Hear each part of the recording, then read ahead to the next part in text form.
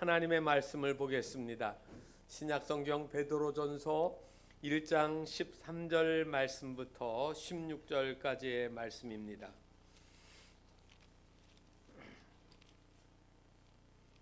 신약성경 377페이지에 있습니다. 베드로전서 1장 13절 말씀부터 16절까지의 말씀을 우리 함께 봉독하시겠습니다. 그러므로 너희 마음의 허리를 동이고 근신하여 예수 그리스도께서 나타나실 때에 너희에게 가져다 주실 은혜를 온전히 바랄지어다. 너희가 순종하는 자식처럼 전에 알지 못할 때에 따르던 너희 사욕을 본받지 말고 오직 너희를 부르신 거룩한 이처럼 너희도 모든 행실에 거룩한 자가 되라. 기록되었을 때 내가 거룩하니 너희도 거룩할지어다 하셨느니라. 아멘. 어느 목사님이 교회 목양실에서 일을 하고 있는데 전화가 걸려왔습니다. 여보세요 하고 전화를 받자마자 저쪽에서 한 여자분의 목소리가 들려오는데 이렇게 말합니다. 여보세요, 맥주 6병 배달해 주세요 그러는 거예요. 그런데 그 목소리가 많이 익숙한 푸른 목소리예요. 그래서 전화를 하다가 이렇게 스마트폰에 액정을 딱 보니까 아무개 집사님 이렇게 돼 있어요. 그래서 아마 슈퍼마켓에 전화를 한다는 것이 목사님 번호를 잘못 눌러서 걸렸던 거라고 생각을 하고 이 목사님이 얘기합니다. 집사님, 저 아무개 목사인데요. 그랬더니 전화를 걸었던 분이 깜짝 놀라면서 이렇게 얘기하는 거예요. 목사님, 도대체 지금 슈퍼마켓에서 뭐 하고 계신 거예요? 당황스러우니까 아마 그렇게 얘기했던 것 같습니다. 진짜 얘기입니다. 오늘날의 그리스도인들에게 무시되고 잊혀진 명령이 하나가 있습니다. 그 거룩하라고 하는 명령입니다. 그리스도인이지만 세상 살아가는 방법과 교회 생활, 신앙 생활하는 방법이 각각 다르게 있다라고 오늘날 많은 그리스도인들이 생각합니다. 그래서 교회에 오면 교회가 정한 법을 따르면 되고, 그리고 세상에 나가서는 교회처럼 살지 말고 세상 방식대로 살아야 된다. 여러분, 이 말이 맞을까요? 틀릴까요? 거룩함을 잊어버린 그리스도인들이 주일만 그리스도인이고, 그리고 한 주 동안의 삶은 그리스도인이 아닌 것처럼 살아가는 거예요. 그래서 이러한 거룩함을 잃어버린 그리스도인들을 향한 풍자적인 이야기를 읽었는데 이렇게 썼습니다. 월요일에는 하와처럼 선악과를 따먹고, 화요일에는 가인처럼 아벨을 죽이고, 수요일에는 노아처럼 필름이 끊기도록 술을 마시고, 목요일은 아간처럼 속이고 숨기고, 금요일은 가룟유다처럼 예수님 팔아먹고, 토요일에는 아나니아와 삽비라처럼 성령을 속이는 삶을 살다가 주일이 되면 통에 자복하는 것이 오늘날의 예수쟁이다. 이게 교회 다닌 사람이 쓴 글이더라고요. 지금은 교회 안 다녀요. 주일에는 죄를 회개하지만은 월요일부터는 또 똑같이 살아간다는 거예요. 여러분, 오늘 우리는 성경 말씀을 읽으면서 제가 잊혀진 명령, 거룩하라, 이거는 책 제목입니다. 책을 읽다가 책 제목이 우리가 잊어버린 명령이 있는데 그게 뭘까? 거룩함이라는 거예요. 그래서 오늘 제가 본문 말씀을 가지고 우리가 왜 거룩하게 사는지, 어떻게 살아가야 되는지, 거룩함이란 무엇인지를 한번 생각해 보려고 합니다. 이 베드로전서는 사도 베드로가 소아시아, 그리고 오늘 1절에 보면 본도, 갈라디아, 갑바도기아, 아시아, 비두니아에 흩어진 나그네에게 보낸 편지. 그러니까 이 말은 무슨 말이냐면 기독교가 예루살렘에서부터 사마리아와 온 유대와 사마리아와 땅끝까지로 복음을 전하라는 주의 명령을 따라서 박해가 일어나니까 와 흩어지기 시작했습니다. 그래서 많은 사람들이 적지 않게 어디로 갔느냐면 예루살렘을 떠나서 대도시로 사람 많은 데로 숨어 들어간 거예요. 그래서 적지 않게 많은 사람들이 로마에 가서도 살게 되었는데 거기서도 그리스도인으로 살아가요. 그런데 이 당시의 황제가 누구냐면 네로 황제였는데 이 네로 황제가 로마 시내에다가 불을 질러 놓고 그 불의 원인을 그리스도인들이 불을 질렀다라고 반역을 도모했다고 퍼뜨렸습니다. 그리고 그거를 빌미로 해서 수많은 그리스도인들을 처형하게 시작했습니다. 그것이 AD 64년에서 66년 3년 동안 아주 큰 박해가 일어났던 그 시작점입니다.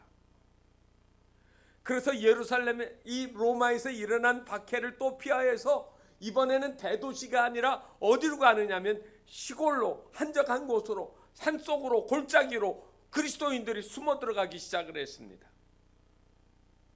이 흩어져 사는 그리스도인들에게 매일매일은 참 고통스러운 날이에요.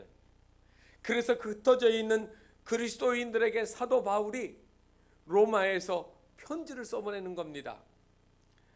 너희들이 지금 환난과 핍박을 당하고 있지만은 그 고난 속에서도 장차 우리에게 임할 하나님의 나라를 잊어버리지 말고 소망 가운데 살라는 거예요. 우리가 사는 세상은 영원하지 않고 언젠가는 죽은 후에 다 하나님께로 돌아가게 되어지는데 그날을 위해서 하루하루 살아가는 것을 소망 가운데 그리고 믿음 가운데 살라는 것인데 그 이야기의 핵심이 뭐냐면 거룩이에요. 그래서 이 베드로 전후서의 이야기는 소망을 이야기하고 격려하는데 그 핵심 골자는 거룩이라는 단어로 나오게 되어집니다. 여기 오늘 성경에 나와 있는 갈라디아, 갑바도기아, 본도, 비두니아, 여러분 오늘날의 그 터키의 아나톨리아라고 하는 그 넓은 그 대륙을 생각하시면 됩니다. 터키의 갑바도기아 지역에 가게 되어지면 요즘에는 가면 그 풍선 그 타는 것들이 그게 아주 인기 있고 그리고 평생에 그 한 번은 꼭 해보고 싶은 것이라고 사람들은 이야기를 합니다. 그런데 저에게는 그것보다 더 의미가 있게 마음에 들어왔던 것들이 있습니다. 데린구유라고 하는 곳이에요. 1963년에 발견되었는데 지하도시의 그 규모가 얼마나 큰지 몰라요. 그래서 8km 정도가 되는 넓은 지역에 지하 10층까지 들어가서 그 많은 그리스도인들이 그 안에 들어가서 살았습니다. 대략 몇 명이 땅속에 살았냐면 2만 명 이상이에요. 그래서 그 도시가 살아가는데 환기할 수 있도록 환기통이 대략 발견된 게 54개고 그리고 수많은 방도 있고 교회도 있고 학교도 있고 포도즙들을 찾는 공간도 있고 그리고 지하 안에 또 무덤도 만들어 놨습니다.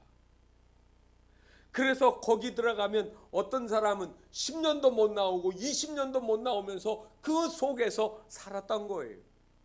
그런데 그 데린규 같은 그런 지하 도시가 여기저기에서 근처에서 또 발견되고 있다는 거죠.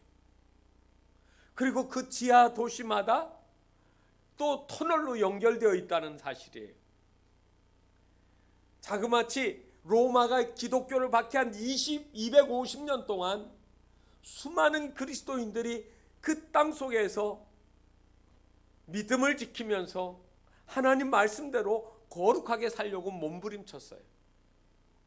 여기에서 좀 떨어진 괴레메라고 하는 이 지역에도 가면 바위는 바위인데 푸석푸석한 사암 바위예요. 그래서 긁으면 긁기가 잘 긁어지는데 그 바위 그 구멍을 뚫어서 집을 만들고 교회를 만들고 거기에서 공동생활하면서 신앙을 지킨 그런 흔적들이 여기저기에 수도 없이 많이 발견되어지고 있습니다. 여러분, 수도 없이 많은 어려움들이 있으면서도 그들이 그 어려움을 그 속에서 지켜나가는 이유가 뭐였을까요? 딱 한 가지예요. 거룩하게 살고 싶은 욕망. 현대인들한테 가장 매력 없는 단어가 뭔지 아십니까? 거룩하게 살라는 거예요. 자유로움, 즐거움, 쾌락이 매력적인 시대에 자유롭게 살려고 하는 이 욕망을 거룩이란 단어로 뭉개버리는 거라고 생각을 하는 거죠. 그래서 이 거룩이라는 말은 오늘날의 시대에 맞지 않는 비현실적인 이야기라고 또 생각도 합니다. 그런데 오늘 말씀을 보게 되어지면 오직 너희를 부르신 거룩한 이처럼 너희도 모든 행실에 거룩한 자가 되라. 거룩한 자가 되라 선택하는 것이 아니라 명령으로 되어 있습니다. 그냥 내가 택할까 말까가 아니라 거룩함이라고 하는 건 하나님이 우리에게 주시는 명령이라는 거예요. 그러면 거룩이라는 말은 도대체 무슨 의미가 있을까요? 거룩하게 사는 거 어떻게 사는 걸까요? 거룩이란 말에는 두 가지 의미가 담겨 있습니다. 하나는 분리라고 하는 뜻입니다. 분리. 죄로부터 세상으로부터 분리되어지는 것인데 히브리어에서는 이거를 갖다 카다시라고 하는 말을 씁니다. 이 분리라고 하는 말은 우리가 세상과 동떨어져서 배타적으로 살라는 말이 아니에요. 거룩은 배타적인 분리를 의미하는 것이 아니라 비타협, 타협하지 않는 거예요.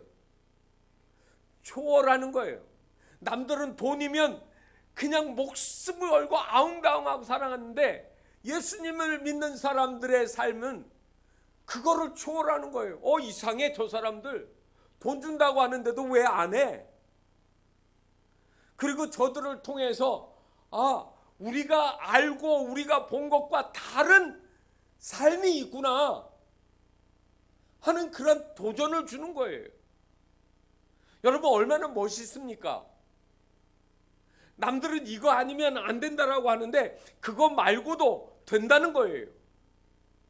사람이 떡이 있어야 살지, 밥 먹어야 살지 그러는데 성경은 뭐라고 얘기하냐면 사람이 떡으로만 사는 것이 아니요 하나님의 입으로 나오는 말씀으로 산다. 여러분, 너무 극명하게 다른 거 아닙니까?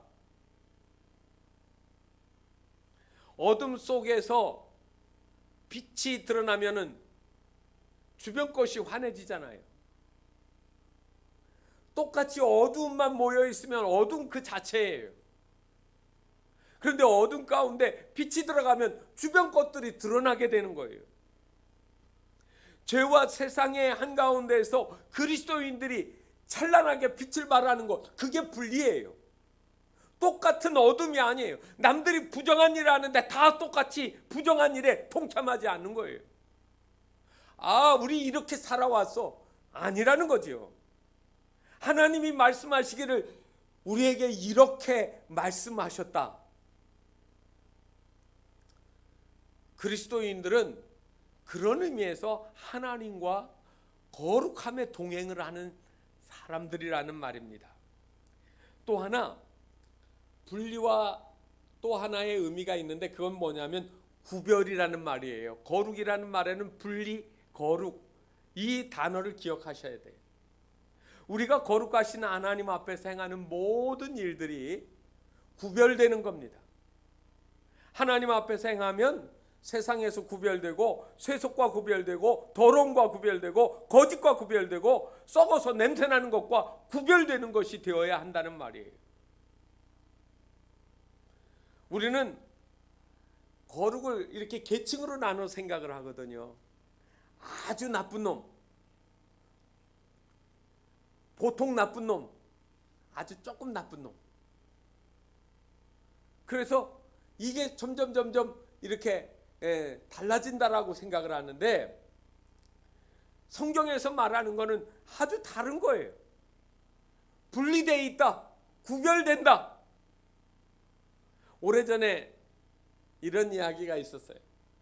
아버지와 아들이 시골 농촌길을 이렇게 걸어가고 있는데, 이 아이는 교회 학교를 다녔어요.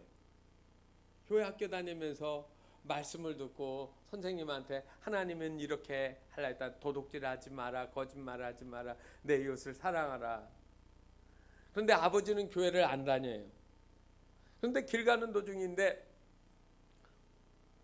목이 마려운데, 갈증이 나는데 무밭이 있어요. 물을 먹을 데도 없고요. 그러니까 아버지가 아들한테 말합니다. 얘야, 목이 말라서 안 되겠다. 무 한 개 뽑아서 먹고 가야겠다. 너 여기서 누가 오는지 잘 보고 있어 하고, 아버지가 무밭에 들어가서 두레두레 보면서 무를 뽑으려고 이렇게 쓰다듬고 있는데, 갑자기 아들이 소리를 질렀습니다. 아버지, 누가 봐요. 그러니까 아버지가 화들짝 놀라가지고 뛰어나왔습니다. 그리고 어디? 그랬더니 아무도 없어요. 아버지가 아들의 꿀밤을 맸습니다. 이 녀석이 보기는 누가 본다고 그래. 남자가 간이 커야지 그렇게 담대함이 없어 되겠느냐고 한마디를 했습니다. 그리고 다시 무밭으로 들어갑니다. 그리고 아까 뽑으려고 뽑지 못한 그 무를 다시 뽑으려고 하는데 또 아들이 소리칩니다. 아버지, 누가 보아요. 그래서 또 달려나왔습니다. 그리고 어디냐고 하니까 안 보여요. 화가 난 아버지가, 야, 이 녀석아, 누가 본다고 그래. 아무도 없잖아. 그러자 아들이 이렇게 말합니다.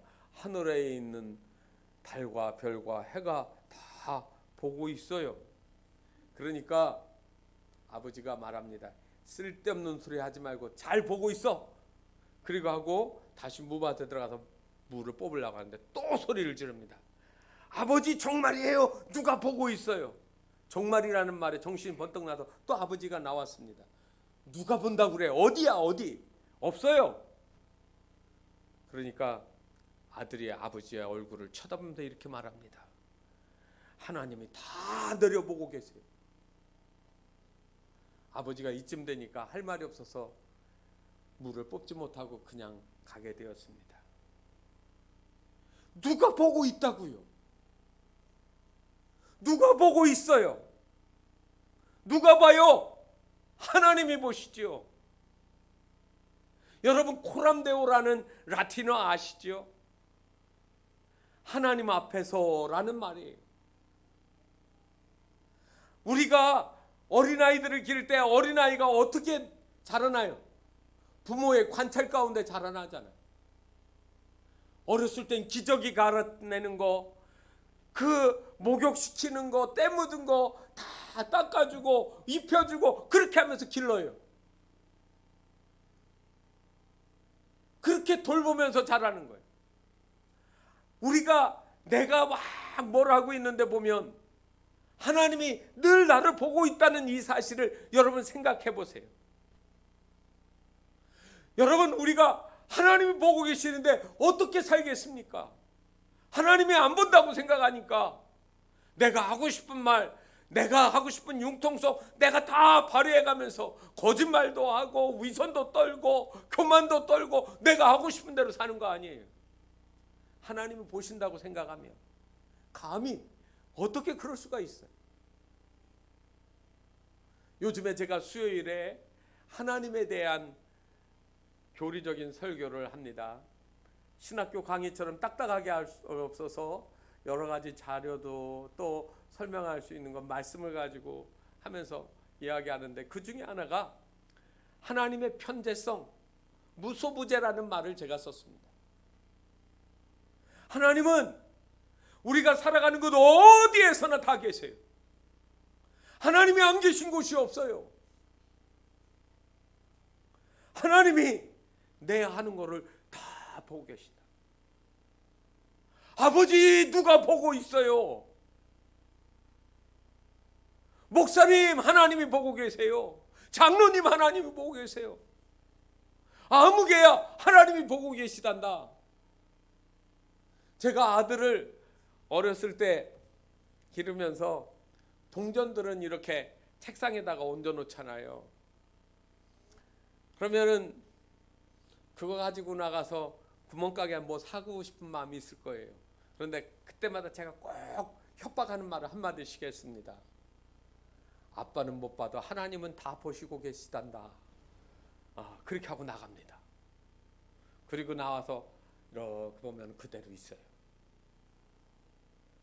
여러분, 하나님이 다 보고 계시다고 생각해 보세요.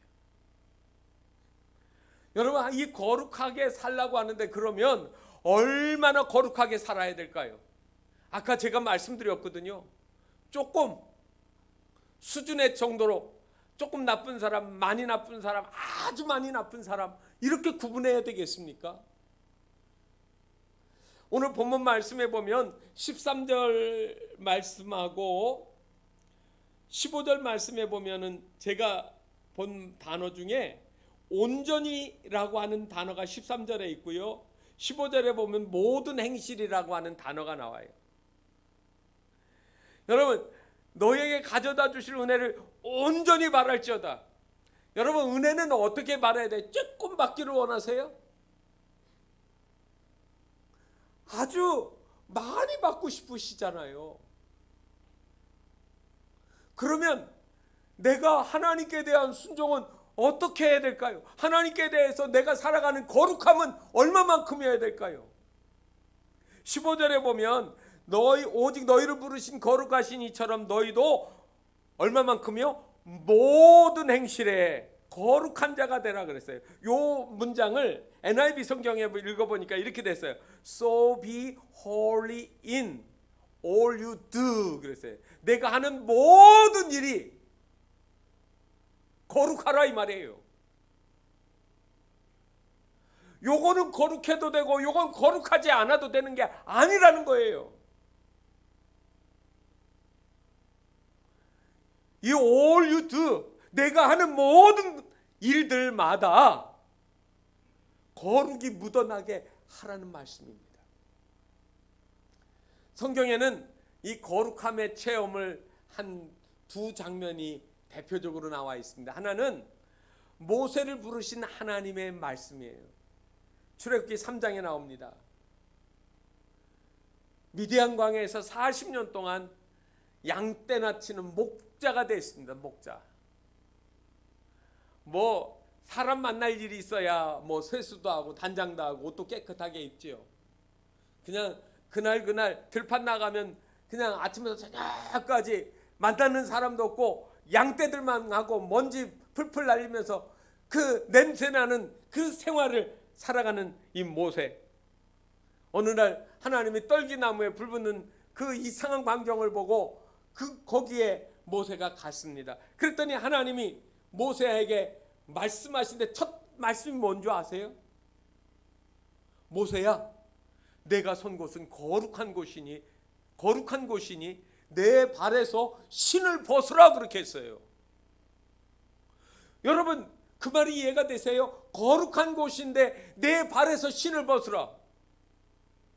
여러분, 신을 벗는 거는요, 노예들, 종들이 신을 벗고 주인의 말을 따르는 그 모습을 상상할 수 있어요. 그런데 더 나아가서 이 말은 무슨 말이냐면, 다시 말하면 하나님의 말씀대로 너희가 살려고 하면 내 삶 전체, 내 지나온 흔적들을 이제는 벗어버리고 던져놓고 이제는 내 말을 따르는 나의 사람, 하나님의 사람이 되라는 거예요. 그동안 모세가 어떻게 살아왔습니까? 여러분, 애굽에서 사는데 왕자로 살면서 아주 성공적으로 사는 것 같은데 어느 한순간에 살인자가 되었습니다. 그리고 도망을 쳤습니다. 그의 인생은 매일매일 의미 없는 발걸음이 연속이었습니다. 하나님 앞에서 자기 존재를 드러내놓고 그리고 지금 하나님 앞에 내가 서보니까 하나님의 계시는 이 거룩한 곳 앞에서 내 모습이 너무 누추한 거예요. 그래서 모세가 그 하나님을 만난 그곳에서 자기의 신의 발에서 신을 벗어버렸습니다. 그 이야기는 나는 하나님의 말씀을 따라 내 삶 전부를 순종하겠습니다라고 하는 고백이에요. 또 다른 말로 하면 나는 하나님의 명령에 따라서 거룩하게 살겠습니다. 하나님이 거룩하신 분이니까 하나님이 말씀하신 그 앞에서 나는 거룩하게 살겠습니다라고 그렇게 고백하는 거죠. 또 하나는 이사야서 6장에 보면 이사야가 소명을 받는 장면이 나옵니다. 이사야서 6장 5절에 보면 이렇게 나와요. 화로다 나여 망하게 되었도다. 화라는 말은 재앙이로다 그 말이에요. 내가 망하게 되었다. 도대체 무슨 일 때문에? 나는 입술이 부정한 사람이요 나는 입술이 부정한 백성 중에 거주하면서 만군의 여호와이신 왕을 배웠습니다. 자기의 삶에서 뭐가 부정하게 보이느냐면 입이 부정하게 보인 거예요. 이 말하는 거 가지고 속이고 욕하고 저주하고 그리고 사람들을 기만하고 할 수 있는 모든 것들을 이 말로 하잖아요. 하나님 앞에 딱 섰는데 모세는 자기의 지난 발자국이 그랬다면 이사야는 내 입, 내 언어, 내 속의 생각이 내 입으로 나오는 그 과정이 하나님 앞에 설 수 없는 부정한 모습을 본 거예요.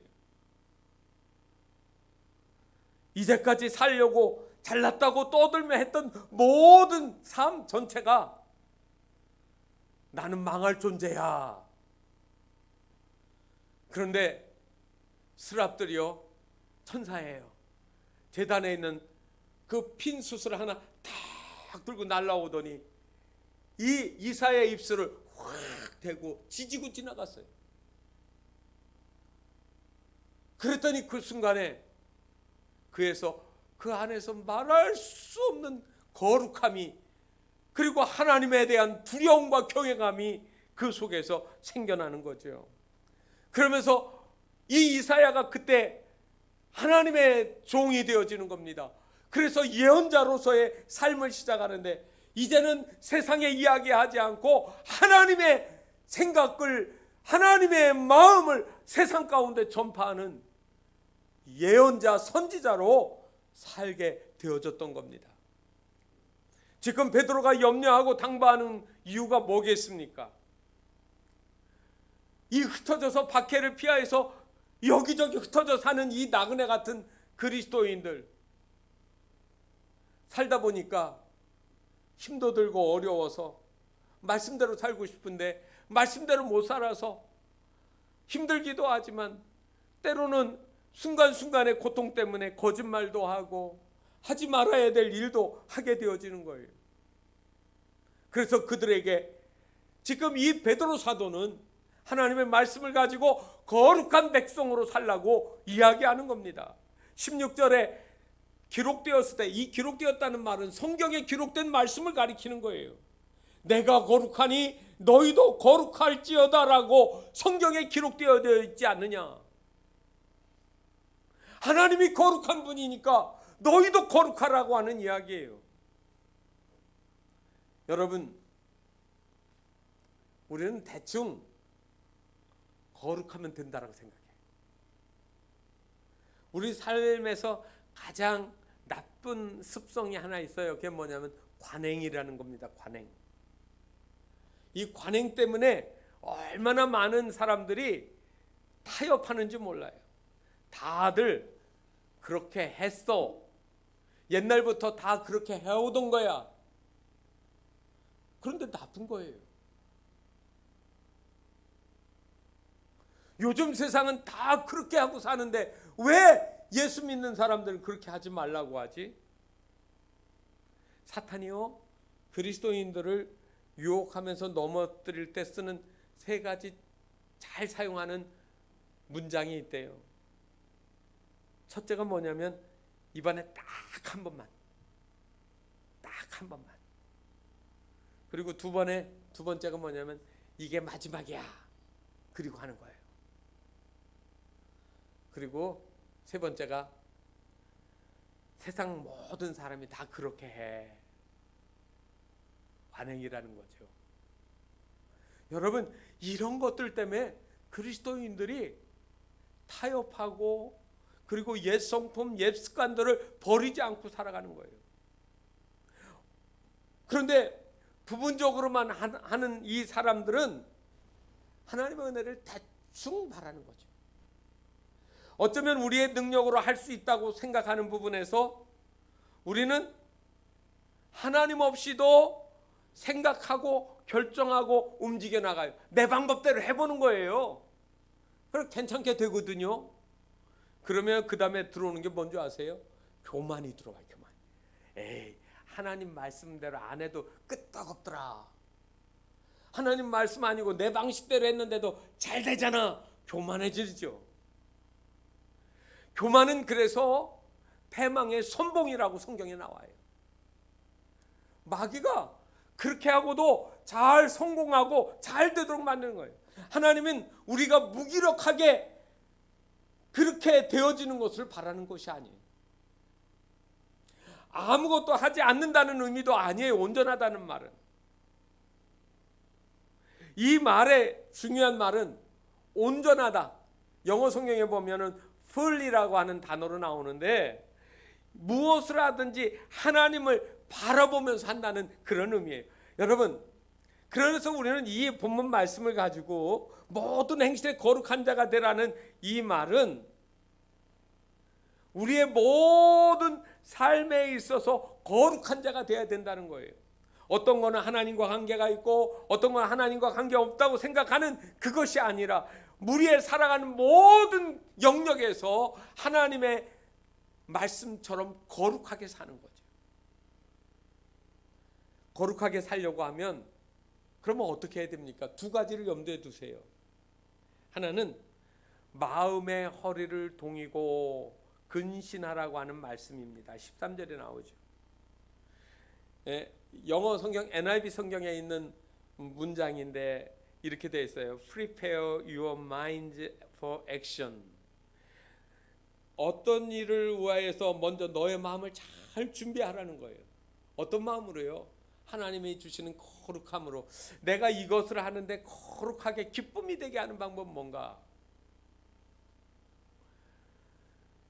그 다음에 근신하면서 하라는 이 말은 be self-controlled 그렇게 되어 있습니다. 내가 내 삶에 있어서 하나님이 통제하시는 그 범위 바깥으로 나가지 말아야 돼요. 내 안에 계신 성령님이 나를 움직이시도록 그렇게 하는 거예요. 미국에서 지금 조지 플로이드 그 사망 사건 때문에 데모가 일어났습니다. 저는 데모 해야 된다고 생각하는 사람이에요. 억울하게 죽었잖아요. 목 졸려서 숨도 못 쉬고 I can't breathe. 난 숨 쉴 수가 없다. 제발 나 좀 살려달라고 절규하는데 죽었어요. 그럼 그 항의하는 거는 당연한 건데 여러분 그 다음에 문제예요. 이게 폭력이 됐잖아요. 약탈했잖아요. 여러분 불의를 항거하기 위해서 또 불의를 쓴다? 여러분 절대 옳지 않아요. 그런데 현대 사람들은 그 불의를 하는 그 방법으로 그것도 어떤 수단이든지 당연시할 수 있다. 여러분 그리스도인들은 노예예요. 그렇게 살면 안 돼요. 불의에 항거하기 위해서 불의를 사용하면 안 되는 거예요. 불의에 대조되어지는 것이 하나님의 공의로움이에요. 정직하게 얘기해야 돼요. 그거 잘못됐다고 말로 해야 돼요. 남의 집 유리를 깨트리고 남의 물건을 약탈하는 것이 여러분 이게 정당화되면 안 되는 거예요.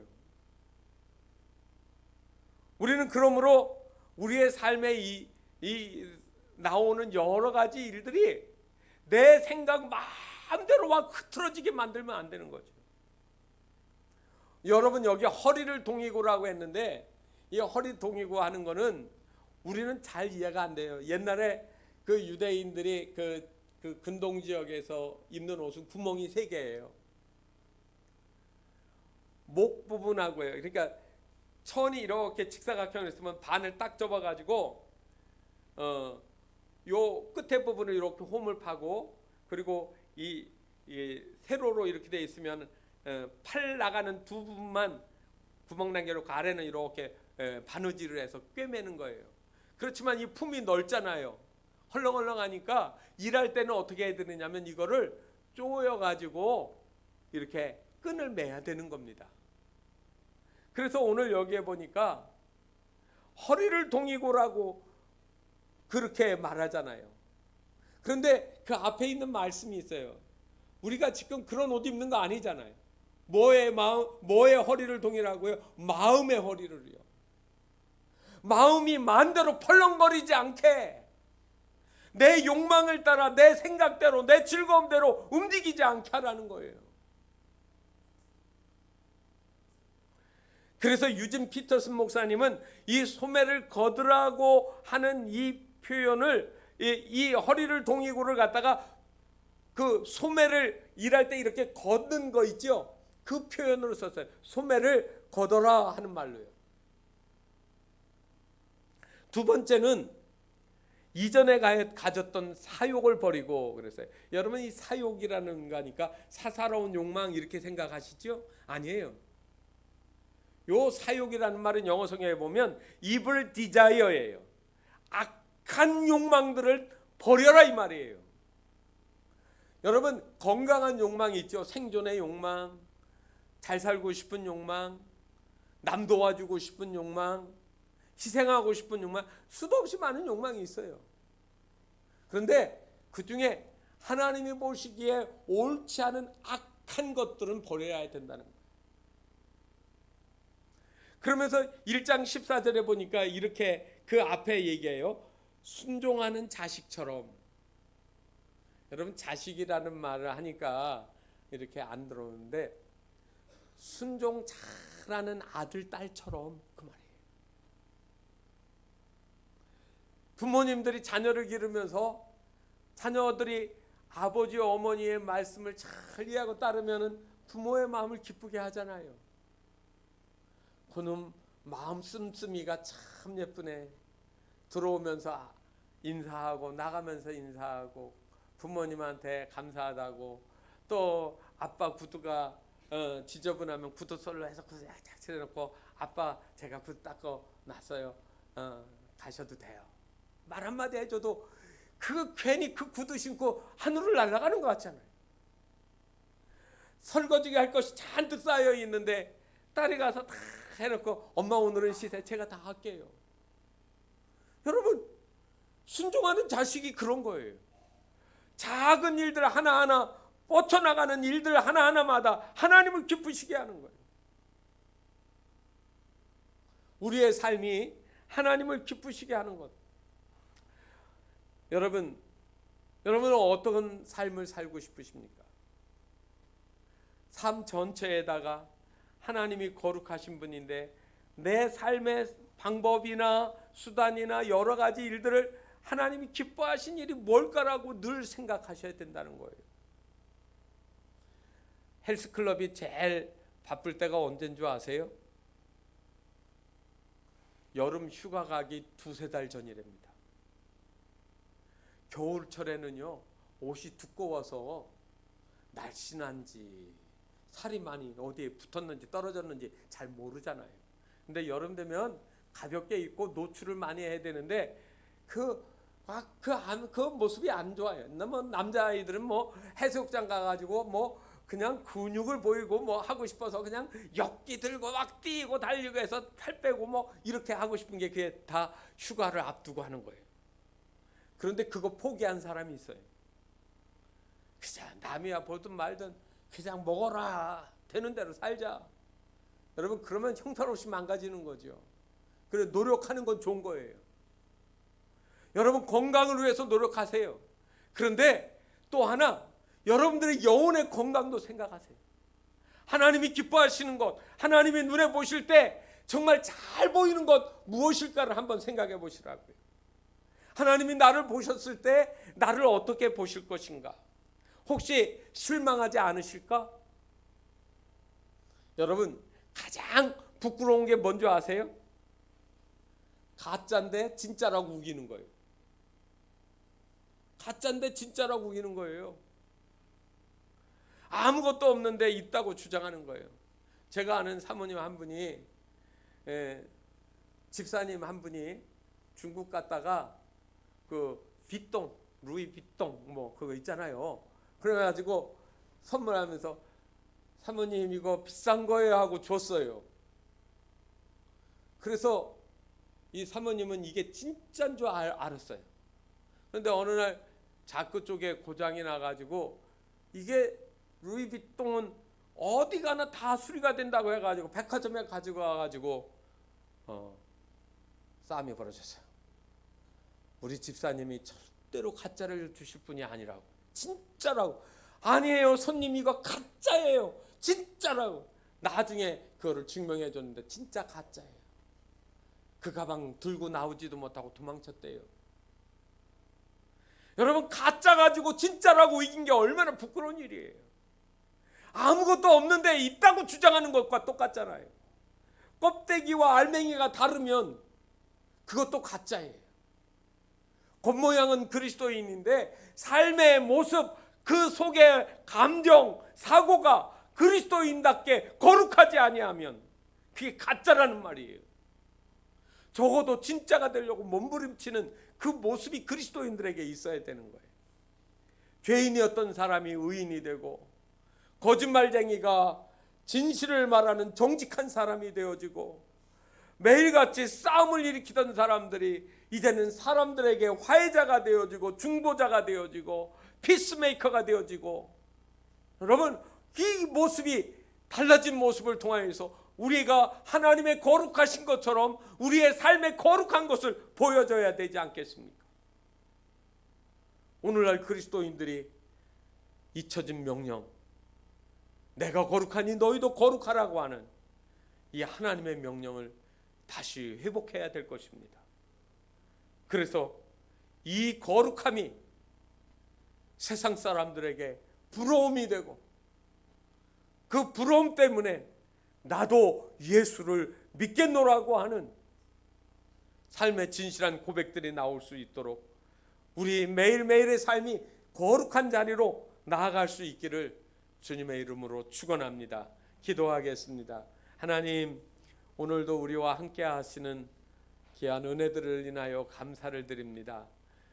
하나님이 우리를 향하여 하신 말씀, 내가 거룩하니 너희도 거룩하라고 말씀하셨는데, 하나님, 우리의 삶에서 아직도 그렇게 되지 못한 부분들, 또 때로는 간과하고 잊어버리고 타협하고 관행처럼 굳어진 우리의 옛 습관들을 버리지 못하고 살아왔던 저희들의 모든 것들이 달라지고 변화되게 하여 주시옵소서. 그래야 하나님을 본받고 하나님을 기쁘시게 하게 하시며 세상 속에서 참된 그리스도인의 아름다운 가치를 드러내며 살아갈 수 있도록 은혜 베풀어 주시옵소서. 예수 그리스도의 이름으로 기도하옵나이다. 아멘.